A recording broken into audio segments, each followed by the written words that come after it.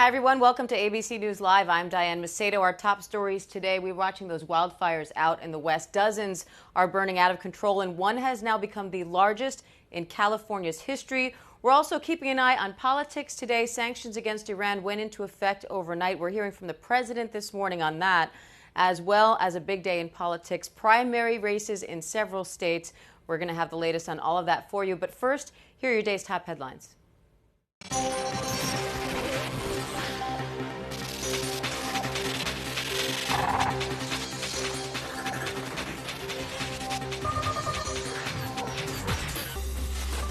Voters at the polls in primaries today in several states and a special election in Ohio in a race to fill a seat that's been in Republican hands for more than 3 decades.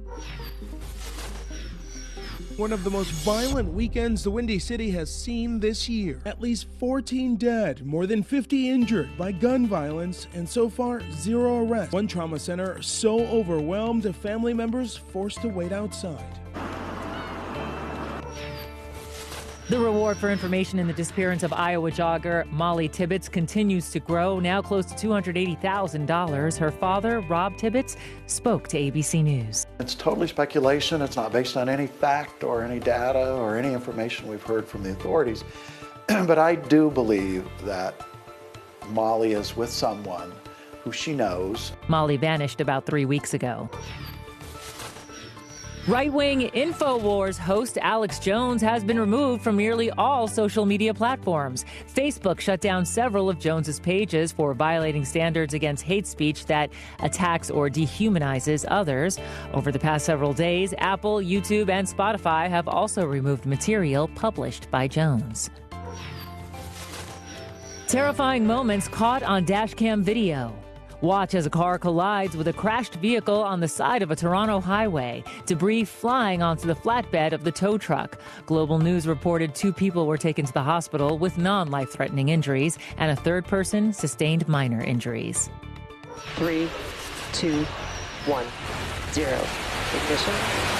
The SpaceX Falcon 9 rocket successfully launched from Cape Canaveral overnight. The purpose of the mission? To carry a communication satellite into orbit. This is the first time SpaceX has reused one of their powerful boosters, all part of SpaceX's plan to reuse rockets and boosters to cut costs.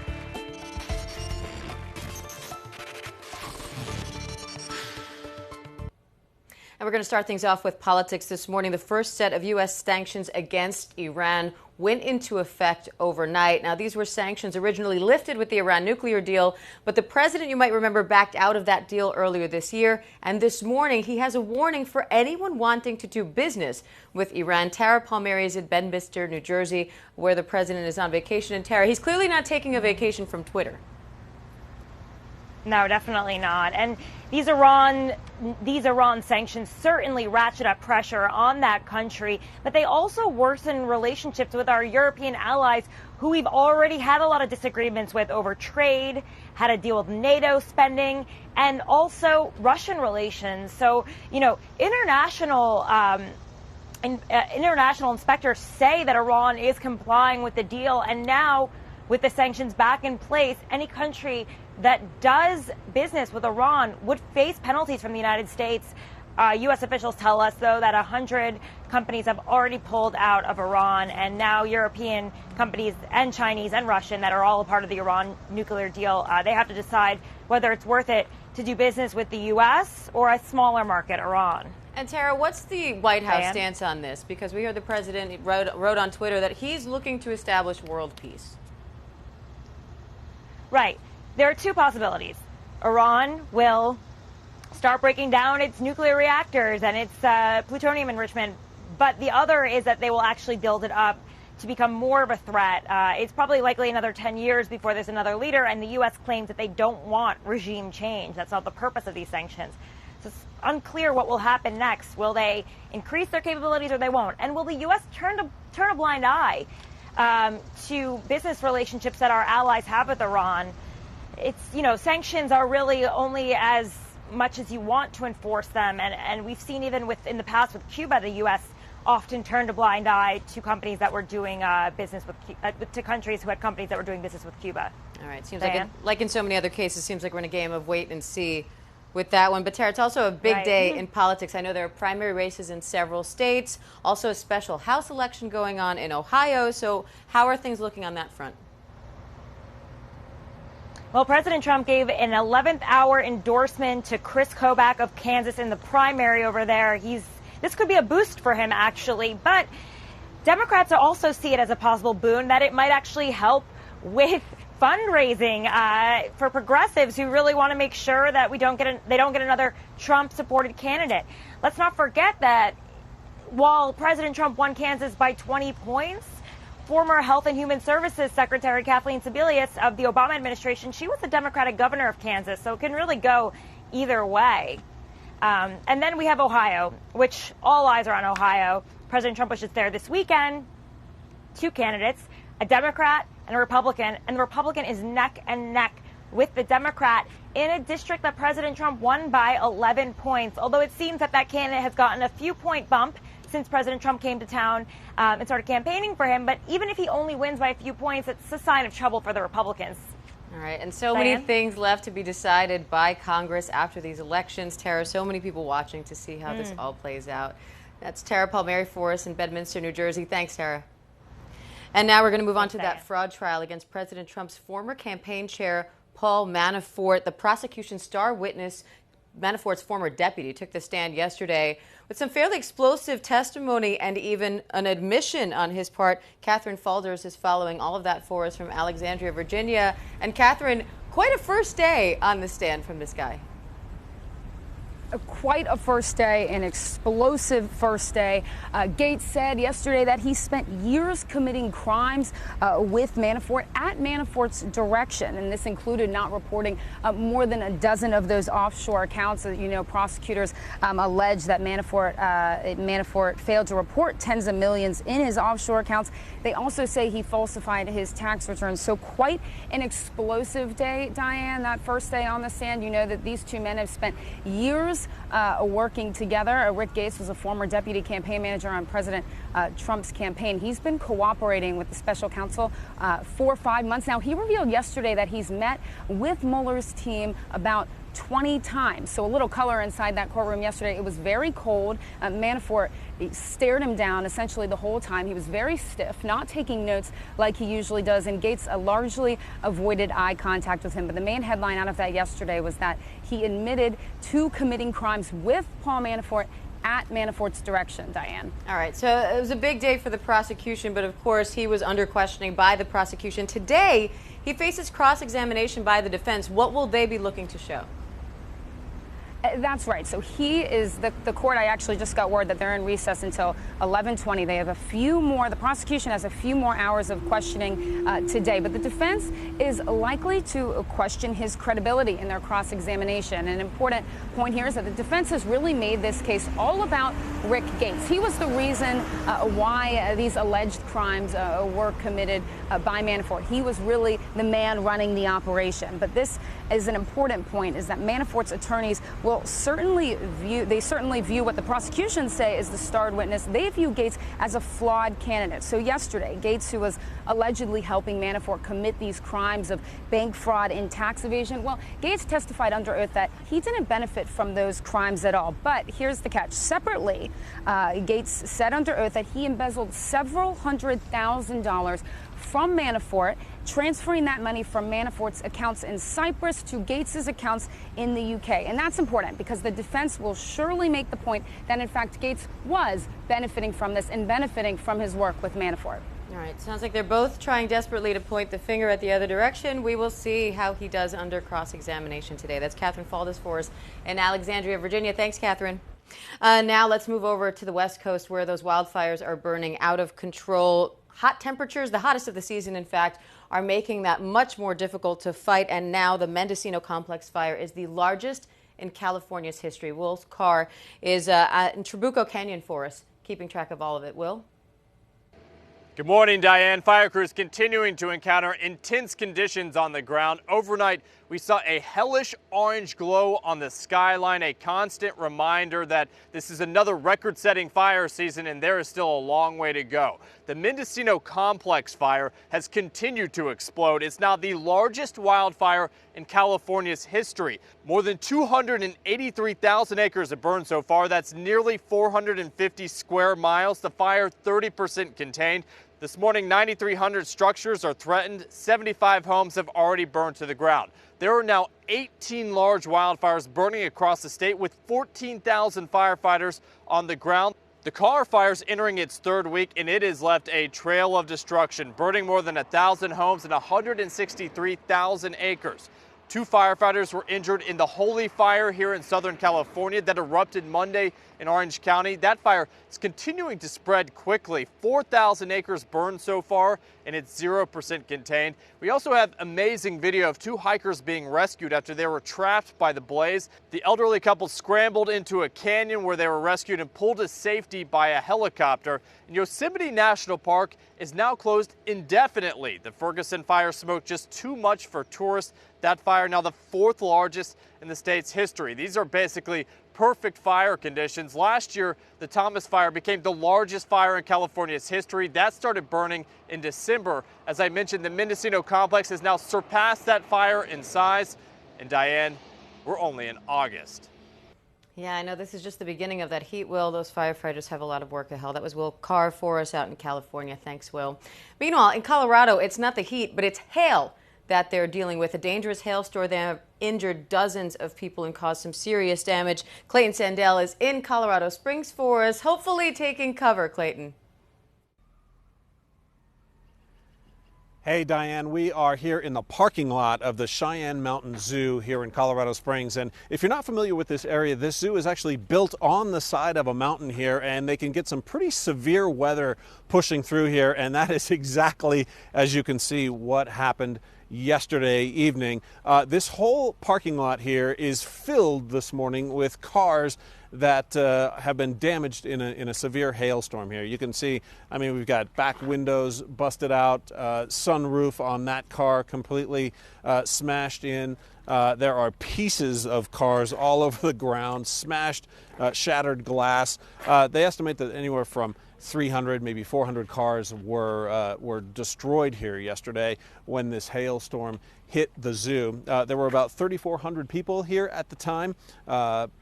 Parents, families, kids attending camp. There were some injuries. There were 14 people who were injured in the hailstorm, and 5 of those injuries were serious enough that they had to be carted off to a hospital. So it was a pretty severe incident, and we saw all kinds of video posted online overnight, social media of hail coming down. There were some shots of some grizzly bears in their enclosure, and the hail is just coming down like almost like bullets into the water, and they're trying to find shelter. So there were scenes like that. The zoo says that they did lose a few birds, and they are checking to see if other animals are injured. I think they're still probably doing that tally here this morning. But, you know, as we walk along here, this is just a row of 8 cars, and every single one of them has a back window or front window smashed out. So a lot of people contemplating calls to the insurance companies this morning. And take a look at the ground here. You know, sometimes in a hailstorm, you can get a little bit of cover from the trees above, but in this case, they were not much help. The hail came in this direction, it looks like, and here's, you can see even the front windshields. I mean, some of these dents are just incredible. Look at that. And this one right up here just hit that so hard, and inside, I don't know if you can make it out, but there's glass all over the dashboard of this car. So some really severe damage. We're told that the hailstones that were falling were anywhere from like tennis ball sized to softball sized, which is huge when it's coming out of the sky. So this morning they have decided to close the zoo. If you look down the street here, you can see the Colorado Springs police have this area blocked off. The only people they're letting in this morning are zoo employees to come in and take care of the animals. And every few minutes we are seeing a lot of tow trucks. They have to come in and get all of these cars out of here. before they can reopen the zoo. So that's what's happening here. The only other thing that is happening here today is that we are expecting some more severe weather later this afternoon into the evening. So we'll see how it goes. Diane? Just what they needed. More severe weather in Colorado Springs. Clayton, thanks for that report. Now it's time to check in with Ginger Z, who unfortunately does not have good news for us if you were looking for a break from the heat. Ginger? Diane, thank you. Let's go ahead and start with those wildfires. Now the largest in California state history. That's the Mendocino Fire. 283,000 plus acres burned, 30% contained. Those numbers, unfortunately, going to go up, as will the Holy Fire. That is no containment, more than 4,000 acres in Southern California. That from those sundowner winds. So it doesn't matter exactly where you are on the West Coast, but it's a hot, dry, unstable air mass for a lot of folks. And that's why you see red flag warnings popping, still excessive heat warnings in the desert Southwest. And that heat is going to back up, that high is going to back up and cause places like Seattle to get even hotter. Look at Bakersfield, staying at 106 both Wednesday and Thursday. So horrible conditions there. The Pacific looking really active. 4 areas of tropical waves. Hector is the one that everybody has their eyes on because it'll go close to Hawaii. It's very compact. We call it annular, meaning it's symmetrical. That's a good thing because the more compact it stays, the farther it will be from Hawaii as it slides west and northwest. It's really on Wednesday that we'll see the impact. Some of the swells could reach 12 to even 18 feet, but we're watching that one closely. As were the skies, we were watching the skies closely in Nebraska as that shelf cloud, that's a time lapse of a shelf cloud rolling across the land there. This cold front pushing through now, going to move potential for flash flooding and also just a lot of rain. Even if it doesn't cause flash flooding, some areas will pick up more than 3 inches if you're in northern Mississippi, northern Alabama, even northwest Georgia. So that's a look at everything happening on the maps for now. We'll go back to Diane. All right, Ginger, thanks. From the skies to the water now. Over in Florida, a red tide is creating toxic fumes over more than 100 miles of coastline. Victor Oquendo is on Sanibel Island. And Victor, is this a Mother Nature thing, a man-made thing, or a little bit of both? It's a combination, Diane, and we're here on a beach, and when you come out to one of these beaches in this area, the first thing that hits you is the smell. It's powerful, and there is no avoiding it. And then you walk over to where the tide is starting to come in, right along the shoreline, and take a look. You just got a ton of like little dead fish here. Crews have been out here trying to clean these up. It's such a sad situation, and they keep washing ashore. And it's not just here on the beaches along the coastline. We actually spent some time out on the water yesterday on a boat, and you'll see fish of all sizes. Little bait fish that fishermen will use to big 100-plus pound tarpon and cobia, stuff like that, just floating on the surface of the water. So there's 2 things at play here. First, you've got the red tide, and take a look right out there onto the water. It looks kind of reddish, kind of like a rust color. Now, the red tide is an annual, naturally occurring event. This one, however, has lasted much longer than normal red tide. This one has lasted since last October. Now, what we've also got at play here is nutrient-rich water coming from Lake Okeechobee in central Florida that's filled with blue-green algae.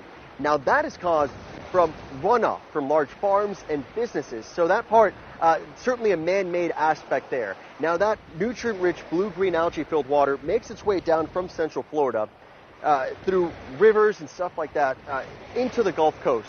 Now, that blue-green algae actually dies in the salt water, but it ends up feeding the red tide, compounding the problem, kind of creating what it's like a 1-2 punch out here.